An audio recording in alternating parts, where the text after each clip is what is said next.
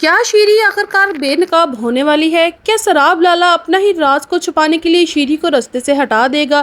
اور کیا سربلند اپنے اصل دشمن تک پہنچ جائے گا؟ ناظرین، زنجیروں کی آنے والی قسط ایک کیسا دھماکہ کرنے والی ہے جس کے بعد کہانی پہلی جیسی نہیں رہے گی۔ السلام علیکم ناظرین، آج بات کریں گے ڈرامہ سیریل زنجیروں کی آنے والی قسط کے بارے میں، جہاں ہر منظر سسپینس، جذبات اور خطرناک رازوں سے بھرپور ہونے والا ہے۔ سربلند کی جان تو بچ گئی ہے، لیکن اب کھیل صرف زندگی اور موت کا نہیں بلکہ اصل غدار کو بے نقاب کرنے کا ہے۔ ایسا لگ رہا ہے کہ شیری اور سراب لالا کے تمام راز اب زیادہ دیر تک چھپ نہیں سکیں گے، اور آنے والی قسط میں ایک چھوٹی سی غلطی ان دونوں کی پوری سازش کو دنیا سامنے لے آئے گی۔ آنے والی قسط میں ہم دیکھیں گے کہ سربلند کو گولی لگنے کے باوجود وہ اپنی حالت کو سب سے چھپا کر رکھتا ہے۔ وہ جان چکا ہے کہ اس پہ حملہ کسی باہر والے نے نہیں بلکہ ایسے شخص نے کروایا ہے جس کا تعلق خود حویلی سے ہی ہے۔ یہی وجہ ہے کہ وہ کسی اسپتال جانے یا اپنی حالت سب کو بتانے کی بجائے خاموش رہنے کا فیصلہ کرتا ہے، تاکہ دشمن کو محسوس ہو کہ اس کا منصوبہ کامیاب ہو چکا ہے۔ اس مشکل وقت میں سربلند صرف ایک شخص پر اعتماد کرتا ہے، اور وہ ہے ربیہ۔ وہ ربیہ کو خفیہ راستے سے اپنے پاس بلاتا ہے اور اپنی حالت کے بارے میں سب کچھ بتا دیتا ہے۔ ربیہ بھی بغیر وقت ضائع کیے اس کی مدد کے لیے تیار ہو جاتی ہے۔ جب وہ سربلند کے بازو سے گولی نکالتی ہے تو یہ منظر نہایت حقیقت کے قریب محسوس ہوتا ہے۔ سربلند کی تکلیف، اس کے چہرے کے تاثرات اور ربیہ کے کانپتے ہوئے ہاتھ اس سین کو بے حد جذباتی اور حقیقت پسند بنا دیتے ہیں۔ سربلند چاہتا تو فوراً ہسپتال جا سکتا تھا، مگر وہ جانتا ہے کہ اس کے دشمن کو معلوم ہو گیا کہ وہ زندہ ہے تو وہ دوبارہ حملہ کرنے کی کوشش کرے گا۔ اس لیے وہ ربیہ سے کہتا ہے کہ حویلی میں کسی کو بھی اس کی اصل حالت کا علم نہیں ہونا چاہیے۔ اس وقت اس کی سب سے بڑی خواہش صرف زندہ رہنا نہیں بلکہ اس شخص تک پہنچنا ہے جس نے اس کے قتل کی سازش کی ہے۔ دوسری طرف سربلند کی وفادار آدمی بھی پوری ہوشیاری سے اپنے مالک کی ہدایت پر عمل کرتے ہیں، جائے واقعات پر جو ہر ثبوت ہے وہ مٹا دیتے ہیں جو کسی کو حقیقت تک پہنچا سکتا تھا۔ تو رستم کے آدمیوں کو بھی قابو کر لیا جاتا ہے، جبکہ زرمت کو زندہ گرفتار کر لیا جاتا ہے تاکہ اس اصل سازش اور اس کے پیچھے موجود ماسٹر مائنڈ کا نام معلوم کیا جا سکے۔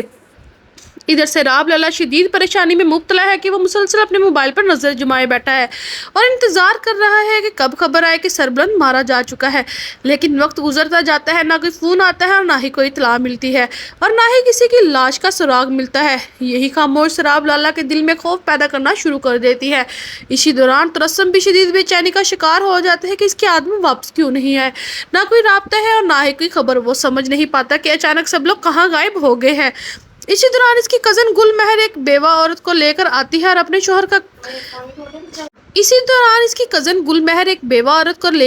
اپنے شوہر کے قتل کے لیے انصاف مانگ رہی ہوتی ہے۔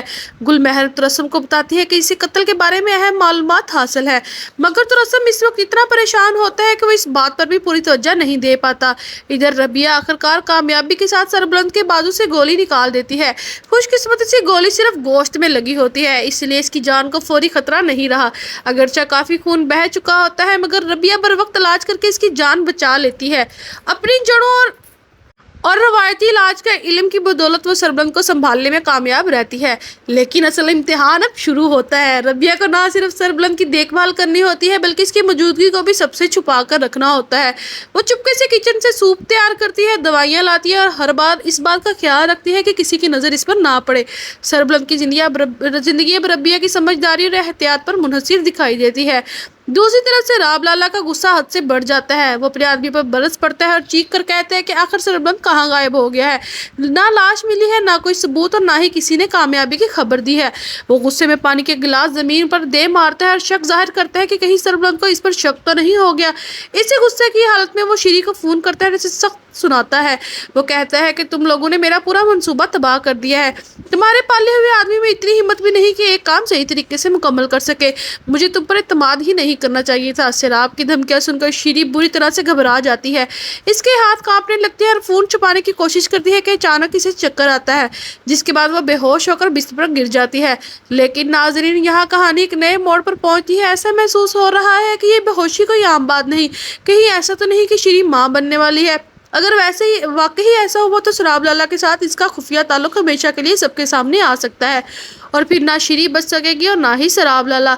इधर सराब लाला बीबी जान के कमरे में जाकर सरबलंद के बारे में पूछता है और हैरान होता है कि सरबलंद ना इसका फोन उठा रहा है ना ही इससे राब्ता कर रहा है।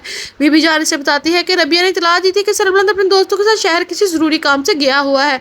ये बात सुनते ही सराब के जहन में एक नया शक पैदा होता है। वो सोचता है कि अगर सरबलंद ने किसी को इतला दी थी तो रबिया को क्यों दी, मुझे क्यों नहीं दी। इसी शक के साथ वो फौरन रबिया के कमरे में पहुंचता है और सवाल करता है कि आखिर सरबलंद कहाँ है और उसने सिर्फ तुम्हें ही फ़ोन क्यों किया। नाजरीन, आने वाली किस्त में हालात किसी भी वक्त खतरनाक रुख इख्तियार कर सकते हैं। आपको क्या लगता है कि श्री और सराब लाला जो है इसका राज आखिरकार सबके सामने आ जाएगा? क्या सरबलंद अपने दुश्मन को बेनकाब कर सकेगा? अगर आपको हमारी वीडियो पसंद आई है तो इसको लाइक करें और चैनल को